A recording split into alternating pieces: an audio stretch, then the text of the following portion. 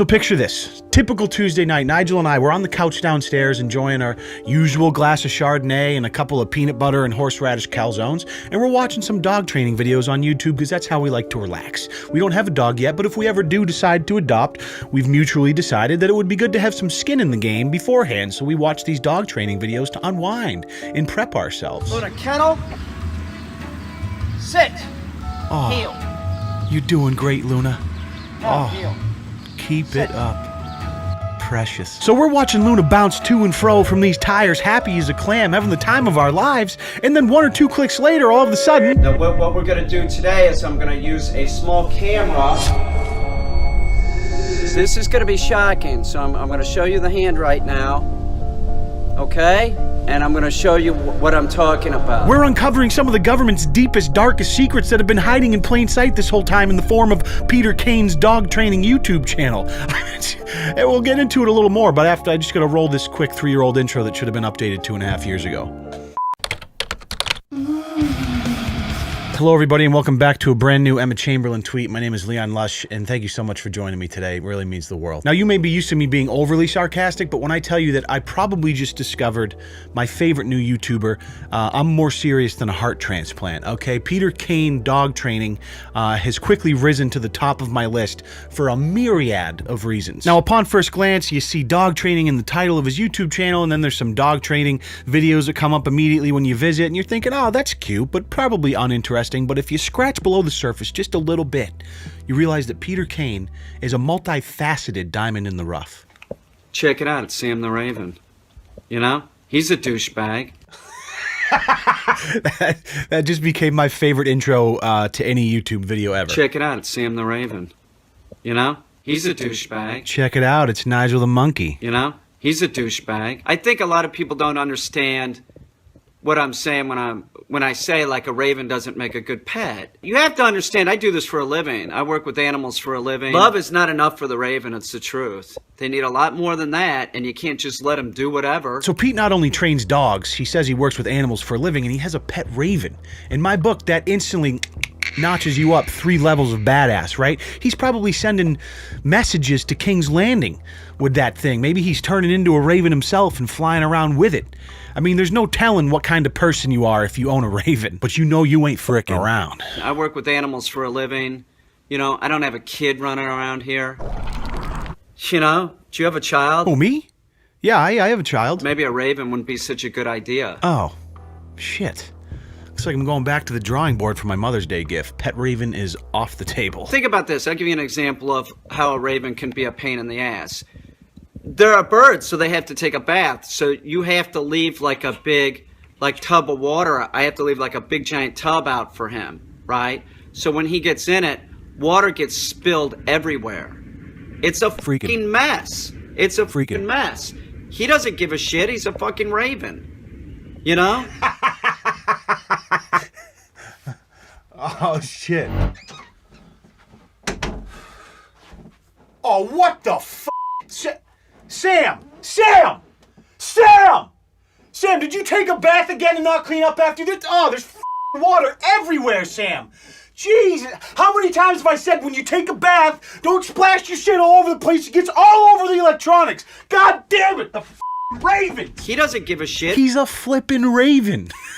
It's the idea of having the pet raven that people like. It's when you get it, you'll find out that it's a lot of animal and probably not appropriate for most people. God, that's so true for so many things in life, isn't it? When the idea is great and then you actually do it and reality starts to set in and you're like, yikes, can I get a mulligan on that decision? Did you have any clue how much work it would be to own this raven? I mean, we could just kill it. No, we can't kill it. That's light it on fire. What? No, we can't. What the fuck is wrong with you? Anyways, he's got a playlist of videos with his raven, and it's just totally underappreciated, I think. And this is the kind of content where the comment section is always just the cherry on top. I love how honest and angry you just came at me. I don't know how I got here. I've never considered getting a raven. 10 out of 10 would recommend this video to a friend. That is actually exactly my experience with this video as well. I don't think he realizes that he's the raven's dumb pet human. He is in a toxic relationship with the raven which he can't escape from. You know? I just love how proud the raven looks as he lists off all the terrible reasons to own a raven. I mean, historically, ravens are a proud people. Now these raven videos are just the beginning. Pete the dog trainer has over 4,200 videos on his channel, and this next title is without a doubt my favorite. No human female would have my child, so I have a pigeon baby. Yeah, that one gets me going. That's Solar. That's my pigeon baby. That's right. And the thing that I've noticed about Solar is that she sort of looks like a quail. She does. She's got a head like a quail. I could listen to Pete talk about his pigeon babies for hours on end. This is the pigeon that was incubated by me holding the egg. See, he's not even clickbaiting when he says, I have a pigeon baby in the title. This man held this pigeon egg in the palm of his hands and incubated it until it was born. And in the pigeon Old Testament, that actually legally and spiritually makes you the rightful father. Oh, you thought Crazy Pigeon Lady from Home Alone 2 loved pigeons? No, no, no, no, okay? Peter Kane dog trainer is incubating these pigeon eggs in his bare-assed hand when mom needs a breather because pigeon dad's not around. So Pete takes over. That's pigeon love. Throwing a little bird seed out at the park to look cool amongst your homeless friends. That's some surface level bullshit, love. That's no different than telling a lady exactly what she wants to hear just because you want to get laid. What Peter Kane is doing, that is real love. That's some sort of putting your raincoat over a puddle so your lady can walk over it when the cameras aren't rolling kind of love. I helped incubate the egg as much as Remy. Well, not, she sat on it much longer, but I helped. Right, Remy? Remy knows. If you haven't nurtured a baby pigeon egg to full-term hatch ready through the warmth of your bare palms, are you even an animal lover? Doubt it. I couldn't find a human to have a baby with me, but I found a pigeon that wanted to sort of adopt a baby. Solar has beautiful plumage. It is interesting how her auricular feathers blend right into her hackle, and her lores are dark and spill into her nape. Spectacular specimen. That is easily top 5 YouTube comments of all time. So the bird videos are great. I love how much Peter loves his pets and he's entertaining when he's talking about them and talking to them, whether or not he's trying to be, I don't know. But as you dig a little bit deeper into his channel, things start to get a little weird. When my father shot the Bigfoot in 1953, they had to cut them up to get them out of the swamp. They were too big, so they started cutting them up. This is one of the body parts. It's a hand from a young Bigfoot.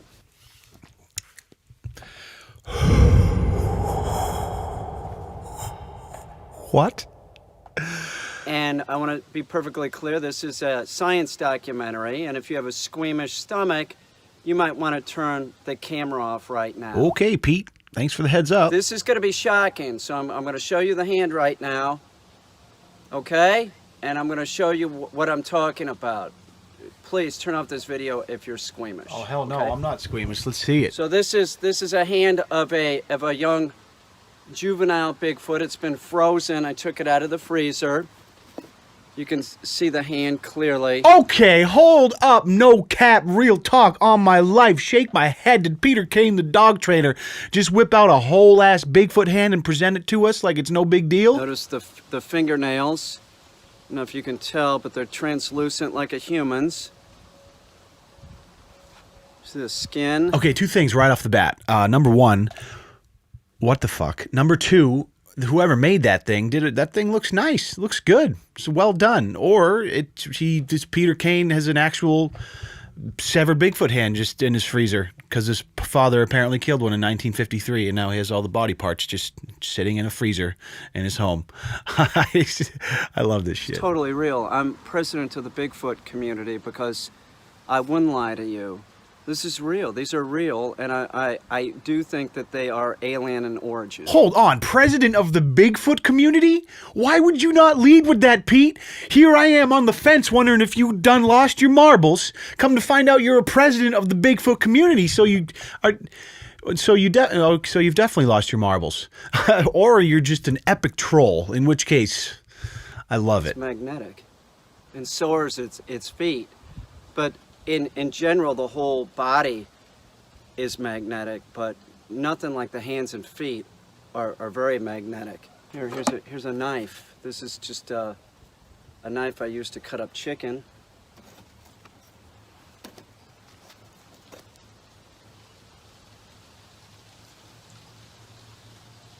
How is this possible? Well, I could think of a few explanations off the top of my head that involve magnets, but if we're going to stick with the story that this is real, because Bigfoot's hands and feet have magnetic properties, and how else could a kitchen knife be hanging from his hand like that, then we'll go with that. That sounds good. Watch this.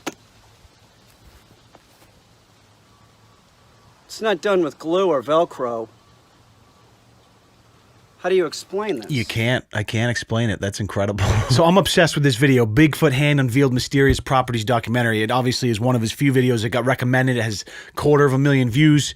And Peter Kane, in my opinion, is a low-key comedic genius. Or schizophrenic, or a healthy blend of the two. But I'm pretty sure he's just trolling for fun. He's not messing around either. He's got multiple videos on this. I think he probably saw how well that video performed 6 months ago, and then like a couple weeks later uploaded another video further proving why the Bigfoot hand is real. There's a fly on it. There's flies on it. If it wasn't real, there would be no flies on it. There's a fly on it. See, that's a fly. It's a fly. As if the Magneto Bigfoot hand argument wasn't compelling enough, he's now pointing out how flies are attracted to it. You see the fly? There's flies on it because it's meat. It has to be real. How could that be? And I'd say seal this one up. That's Bigfoot's hand. I'm convinced. It's totally real. Look at that. What is that a fake bee too? You think that's a fake bee? I'm telling you. Look at it. It's close up. Does it have magnetic-like qualities? Check. Is there a real bee on it? Check. Yeah, that's a real Bigfoot hand. I think you are the coolest. It's incredible. You have me convinced. Huh, that's a reasonable thought process. So Peter is all in on this troll, man. He's got videos of a severed Bigfoot foot. He's got a video, his most viewed video, I believe, of a severed Bigfoot head. You could tell the immense size of the creature by comparing it to my head. My father shot the Bigfoot in 1953. They had to cut it up to get it out of the swamp. I have all the body parts. And he's got videos for days, man. Don't be fooled by the YouTube channel named Peter Kane Dog Training. He's much more than a dog trainer. He is a underappreciated YouTube comedic genius. And the comments are fascinating. I mean, there are people that actually think it's real and are like, wow, this is incredible. I would love to talk more about it. And then there's people that really think that he's being serious about it, which can be questionable up to a point, but I did find this old video of his that really sealed the deal for me, knowing it was a troll. You get used to the taste or something. It tastes great. It really does. Oh, fuck. Oh, I feel so much better. Stuff is great. I'm 53. Look at this. Look at this. This was never like this before. Look at the muscle tone. What happened? I was never like this. I've never worked out. I got muscle tone. I'm ripped. He's got a video from 2017 where he eats frozen Sasquatch blood and it turns him superhuman. So that was all I needed to see to really realize what he's doing here on YouTube. By the way, can I just say that Big Pete has some of the freshest merch in the game. Look at this thing. Wanted for Crimes, Watermelon Kid, and Jesus Sasquatch. I have no idea what that even means or what it's from, but it's hilarious, and I'm absolutely going to buy one of these shirts. Coming into this video, I did not think I would be promoting Peter Kane Dog Trainer's merch by the end of it, but here we are, and I'm buying one of his shirts myself. Anyways, that's it, guys. Thank you for watching. I hope you got a little laugh out of it, and this was, this wasn't a piss take. This was more of just an enjoyment of Peter's craft. He seems like a very interesting individual, and nothing but love for him, though. So in addition to Peter Kane's dope merch, okay, I just dropped some new merch myself this week. Boom, boom. You can grab it at tomatomafia.com if you want. You can also use code SNIPERWOLF for 15% off, and if that doesn't make sense to you, it's a little inside joke. Just watch my last video from PAX East. Those are available now. Obviously, buying merch helps me, helps support the channel. I appreciate that. If you could leave a comment down below, that would be wonderful. And the last thing before you go, if you could go ahead and find your own Bigfoot out in the wilderness somewhere, you kill that bitch, you cut him up, you bring him back to the crib, freeze him for a couple of days. Once he's all the way frozen solid, you just want to get rid of all the body parts except the hips, and you take those Bigfoot hips and a couple of bungee cords and you tie those Bigfoot hips around your own hips, and then you get up and you double hip thrust that motherfucking like button for me. I appreciate it. I'll see you in the next video. Peace.